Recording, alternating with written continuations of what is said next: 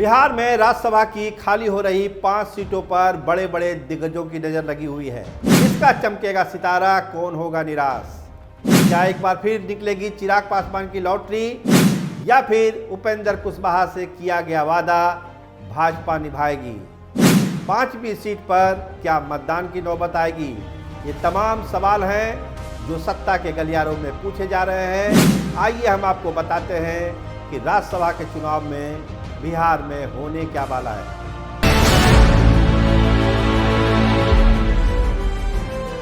पांच सीटें खाली हो रही है। जो लोग रिटायर कर रहे हैं उनके बारे में जान लीजिए। उसमें तो 2 राष्ट्रीय जनता दल के ही हैं, प्रेमचंद गुप्ता और एडी सिंह, जो आरजेडी कोटे से गए थे।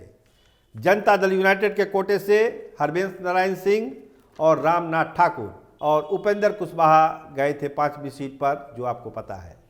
तो इन सब लोगों का कार्यकाल 9 अप्रैल को समाप्त हो जाएगा, यानी मार्च से ही कवायद शुरू हो जाएगी प्रक्रिया। लेकिन कवायद और मंथन जोड़ तोड़ तो अभी से ही दिल्ली और पटना में शुरू है कि इन सीटों पर किनका दावा सबसे ज़्यादा मजबूत है। तो देखिए, आरजेडी के पास तो संख्या बल नहीं है, तो आरजेडी बहुत उत्साहित नहीं है। उनके 2 लोग रिटायर कर रहे हैं, तो आरजेडी पर हम बाद में आएंगे। पहले आते हैं जनता दल यूनाइटेड की तरफ। तो जनता दल यूनाइटेड से जो 2 लोग हैं, हरबंस नारायण सिंह और रामनाथ ठाकुर, लगता है कि जनता दल यूनाइटेड अपने इन दोनों नेताओं को कंटिन्यू करेगी और जनता दल यूनाइटेड के कोटे से यही लोग दोबारा चुन लिए जाएंगे।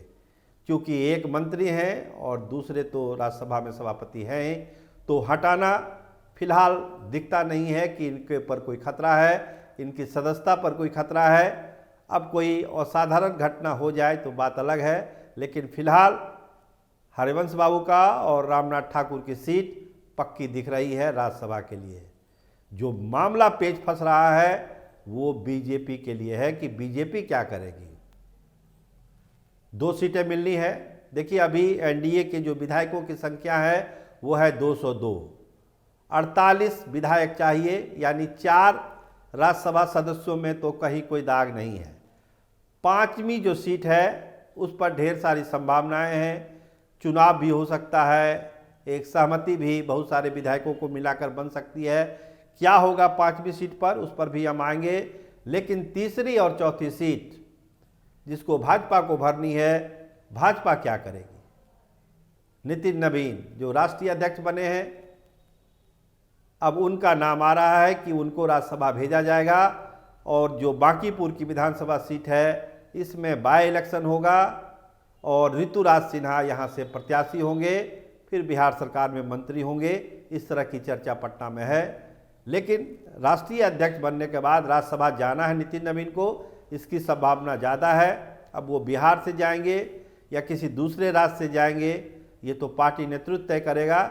लेकिन बिहार से उनके जाने की संभावना कुछ ज़्यादा दिखती है, क्योंकि यहाँ सीट खाली हो रही है। बिहार के ही वो हैं, तो स्वाभाविक है कि यहाँ उनका दावा है, यहाँ उनकी संभावना है। यहाँ के लोग भी चाहते हैं कि वो यहीं से राज्यसभा के लिए चुने जाएं और ऋतुराज सिन्हा के लिए भी एक जगह खाली हो, क्योंकि लंबे समय से ऋतुराज सिन्हा प्रयास कर रहे हैं बिहार के सियासत में एंट्री लेने के लिए। कभी लोकसभा का टिकट नहीं मिल पाता है, कभी विधानसभा का टिकट नहीं मिल पाता है, कभी एमएलसी नहीं बन पाते हैं, कभी राज्यसभा सदस्य नहीं बन पाते हैं। तो इस बार एक मौका ऋतुराज सिन्हा के लिए भी है। बांकीपुर सीट अगर खाली होती है तो उस सीट से वो चुनाव लड़कर बिहार सरकार में मंत्री हो सकते हैं, इसकी चर्चा है। आइए बात करिए 5वीं सीट, जो एक वादा किया है उपेंद्र कुशवाहा के साथ भारतीय जनता पार्टी ने कि आपको राज्यसभा हम भेजेंगे। तो क्या वो सीट उनको मिलेगी? क्या नितिन नवीन के बाद कोई दूसरा नाम उपेंद्र कुशवाहा का होगा, या 19 सीटों वाली चिराग पासवान की पार्टी कुछ अपनी मांग रख देगी? लंबे समय से ये चर्चा है कि चिराग पासवान अपनी मां या उत्तर प्रदेश के किसी नेता के लिए एक सीट राज्यसभा की मांग रहे हैं। लंबे समय से उनकी मांग है।